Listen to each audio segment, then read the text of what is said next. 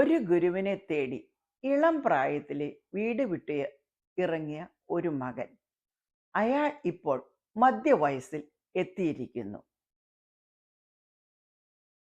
വളരെ തെളിച്ചമുള്ള ഒരാൾ കുശലമധ്യേ അയാളോട് വീട്ടിൽ പോകാൻ ആവശ്യപ്പെട്ടു.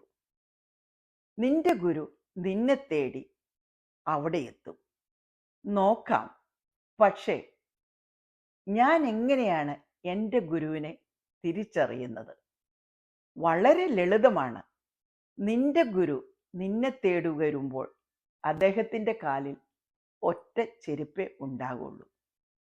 ഒറ്റ ചെരുപ്പിട്ട ഗുരു എന്നാണ് ഈ കഥയുടെ ശീർഷകം തന്നെ. മകൻ മടങ്ങി. അവൻ തിരിച്ചു വരുന്നു എന്ന വാർത്തയറിഞ്ഞ് വൃദ്ധമാതാവ് തിടുക്കത്തിൽ പുറത്തേക്ക് ഓടി. ഒരു കല്ലിൽ തട്ടി ഒരു കാലിലെ ചെരുപ്പ് തെറിച്ചുപോയി. അതെടുക്കാൻ തുനിഞ്ഞാൽ മകനെ കാണാൻ അത്രയും വൈകുമല്ലോ എന്നോർത്ത് അമ്മ മുടന്തി മുടന്തി മകൻ്റെ അടുത്തെത്തി. മകൻ അമ്മയെ കാണാൻ, അമ്മയെ നമസ്കരിക്കാൻ കുനിഞ്ഞപ്പോൾ കാലിൽ ഒരു ചെരുപ്പ് മാത്രം. അമ്മയായിരുന്നു ശരിയായ ഗുരു.